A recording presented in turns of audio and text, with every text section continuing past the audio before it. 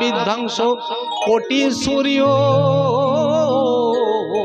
সমপ্রভা সুতাক্ষায়ী কথা সারা মমরিত কর্ণ রসায়না। 5 নম্বর শ্লোক।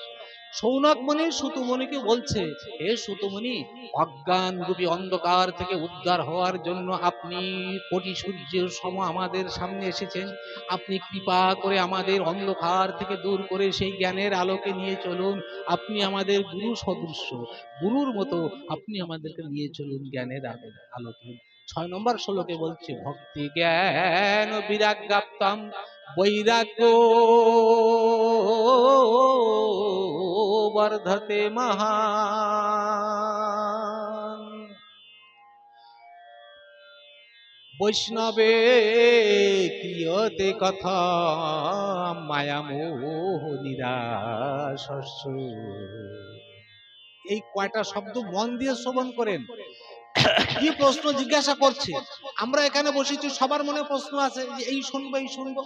তো সৌনকাদি ঋষিগণ কি শুনতে চাচ্ছে? বলছে, হে ঋষিবর, আপনি তো বসে আমাদের ভাগবত শোনাবেন, তো এমন কায়দায় ভাগবত শোনান ওই কথা শ্রবণ করলে আমাদের ভক্তি হবে, ভক্তি জ্ঞান জ্ঞান হবে, আর বিরাগ্যাপ্তম বৈরাগ্য হবে। একটুকে কি বলেছিলাম, যার সংসার প্রতি এখনো টান আছে হবে না ত্যাগ, ঠিক এই বৈরাগ্য হবে। আর যারা বৈষ্ণব মায়া মোহ ত্যাগ করার জন্য তারা কি কি করে আমাদেরকে এই কথা বলবে। এরপরে 7 নম্বর শ্লোকটা আরো বেশি, আমার মনে হয় যত প্রশ্ন করেছে সৌনকাদি ঋষিগণ সব থেকে টপ প্রশ্ন আছে 7 নম্বর শ্লোক। কি বলছে? শ্রেয় সাময়াদ ভাবেদ শ্রেয় পাবনানাম চা পাবনানাম কৃষ্ণ প্রাপ্তি করম শাশ্বত সাধনাম তদ্বদায় অধুনা। মানে বোঝার চেষ্টা করেন, শ্রেয় সাম, এই পৃথিবীতে যত যাবতীয় পথ আছে, ব্রত আছে, জপ আছে, তপ আছে, কুম্ভ মেলায় স্নান করা আছে, তীর্থ ভ্রমণ আছে, যত কথা আছে, যত শাস্ত্র আছে, সব থেকে যে শ্রেষ্ঠ আছে যেগুলি, তার ভিতরে সব থেকে যে টপ শ্রেষ্ঠ শ্রেয় সাম এক ভাবে শ্রেয় পাবনানাম চ পাবনাম, এবং সব থেকে যত যত পবিত্র আছে তার ভিতরে যে টপ পবিত্র, সেই কথা আপনি আমাদেরকে বলুন। কিন্তু একটা কন্ডিশন আছে। কি কন্ডিশন? কৃষ্ণ প্রাপ্তি করম, ওই কথা শুনে আমরা যেন ভগবানকে পাই, এটা একটা কন্ডিশন শর্ত। আর কখন পাবো? অধুনায়, এখন, এখনই ভগবান আসবে এমন কথা বলুন। কি সুন্দর প্রশ্ন বলুন তো, কত কঠোর প্রশ্ন জিজ্ঞাসা করে দিয়েছে সুতমুনিকে। এবং এই প্রশ্ন জিজ্ঞাসা করে তারপরে এবার 8 নম্বর শ্লোকে কি করছে? নিজেদেরকে একটু ছোট করে নিয়ে কি বলছে? ছোট করে বলছে যে, হে ঋষিবর, চিন্তামণির লোক সুকম সুরদ্রু সর্গ সম্পদাম প্রযচ্ছতি গুরু প্রীত যোগিনাম বৈকুণ্ঠ দুর্লভা। চিন্তামণির লোক সুখাম, মানুষ সুখের সাধনের জন্য চিন্তামণি খুঁজে বেড়ায়।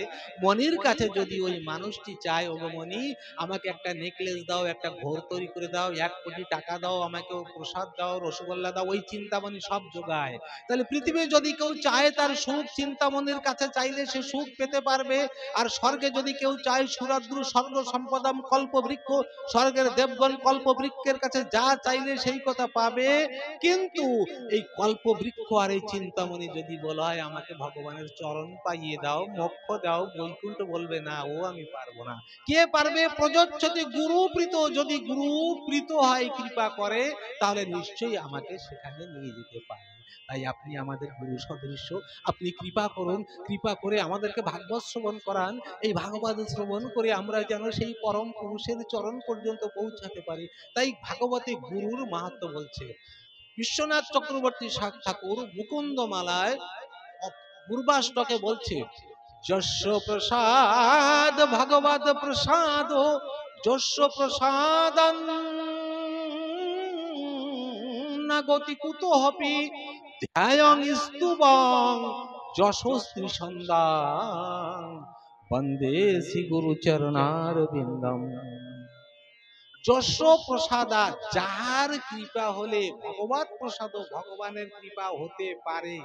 বুঝেন, ভগবান কোনদিন কৃপা করবে না যদি আপনার গুরু কৃপা না করে। গুরু প্রথমে। যশ প্রসাদাৎ ভগবত প্রসাদ, যশ প্রসাদ না গতি কুত হবি, যার কৃপা না হলে তার কোনো গতি হবে না। ধ্যান, সেই গুরুর ধ্যান করা উচিত। স্তুবং, তার স্তব করা উচিত। যশ ত্রিসন্ধ্যা, সেই গুরুর যশ ত্রিসন্ধ্যা গায়ক গান করা উচিত। বিশ্বনাথ চক্রবর্তী পাদ এই কথা। আর শ্বেতাশ্বতর উপনিষদের ৬ষ্ঠ অধ্যায়ের ৩৯ নম্বর শ্লোকে কি বলছেন? যশ দেবে পরা ভক্তি তথৈব গুরু।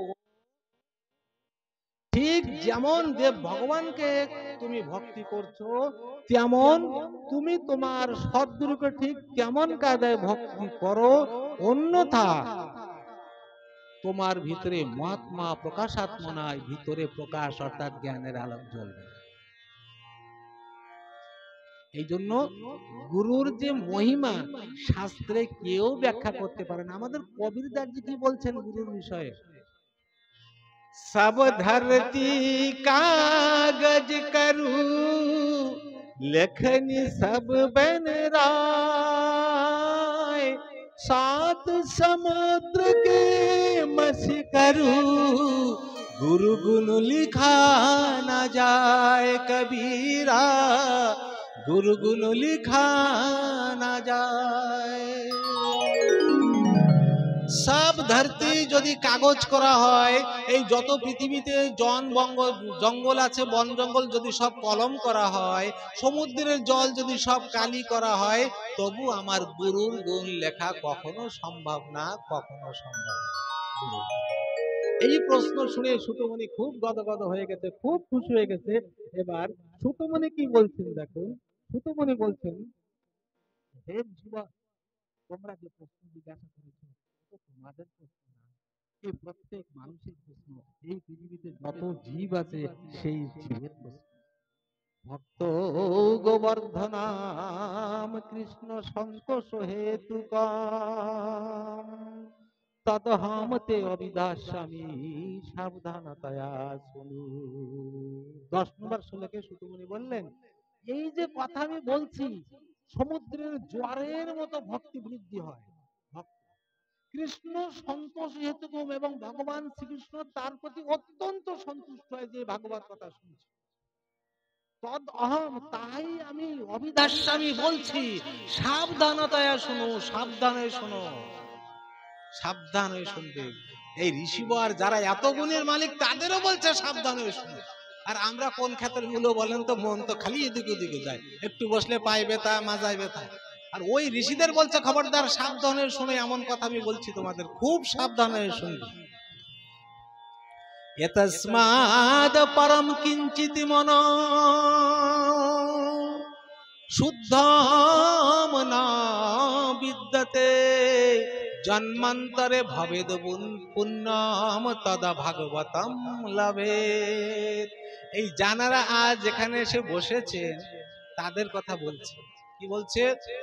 এই পৃথিবীতে এমন কিছু নাই কিঞ্চিত মন, আমাদের মন অল্প একটু শুদ্ধ করবে একমাত্র ভাগবত ছাড়া। এই জন্য যদি এর আগের জন্মে কেউ অনেক অনেক পুণ্য করে থাকে, তাহলে এই ভাগবত শোনার সে ভাগ্য লাভ করে। তাহলে চিন্তা করুন, এই ভাগবত শ্রবণ করার কথা সুতমণি কি বলছে। এবার ভাগবত শুনতে গেলে কি হয়, কয়েকটা কথা বলে আমি সিধা চলে যাব প্রথম স্থানে। কি বলছে? অশ্বমেধ সহস্রাণি বাজপেয় শতানি চ, সুখ শাস্ত্র কথায় আসছ তুল্যম নারহন্তি ষোড়শী। অশ্বমেধ সহস্রাণী, 1000 অশ্বমেধ যজ্ঞ করলে যে ফল লাভ হয়। রামায়ণে আপনারা শ্রবণ করেছেন, রামচন্দ্র অশ্বমেধ যজ্ঞ করেছিল, লবকুশ অশ্বের ঘোড়া বেঁধেছিল, যুদ্ধ হয়েছিল, রামচন্দ্র হেরে গেছিল। অশ্বের কপালে জয় পতাকা লেখা থাকে, এই অশ্ব যে ধরবে তার আমাদের সঙ্গে যুদ্ধ করতে হবে, আমাকে কর দিতে হবে। অর্থাৎ সমগ্র পৃথিবীর রাজাদের হারানোর পরেই অশ্বমেধ যজ্ঞ সম্ভব। এমন ভাবে অশ্বমেধ সহস্রাণী, 1000 অশ্বমেধ যজ্ঞ করলে যে ফল হয়, 100 বাজপেয় যজ্ঞ করলে যে ফল হয়, সেই ফল ভাগবত শুনলে 16 ভাগের 1 ভাগের সঙ্গে সমান না। তাহলে ভাগবত কেমন কথা? কেমন চিন্তা করে দেখুন যে ভাগবত এই কলিকালের জন্য কেমন কথা হতে পারে। তারপরে ভাগবত কথায়শ্চ বাচয়েদ অর্থদ অনিশং কোটি জন্ম কৃতম পাপ নশ্যন্তি নাত্র সংশয়।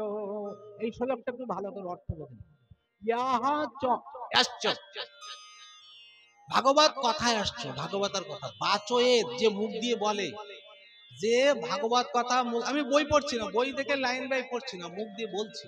বাচয়েদ অর্থ দো, অর্থ সহ, তার মানে শ্লোক বলতেই হবে। আপনি ভাগবত শুনে গেলেন আর সেখানে একটা শ্লোক ওই বেচারা বললো না ভাগবত, তাহলে আপনার লাভ হবে না কিচ্ছু, তাই ভাগবতে বলছে।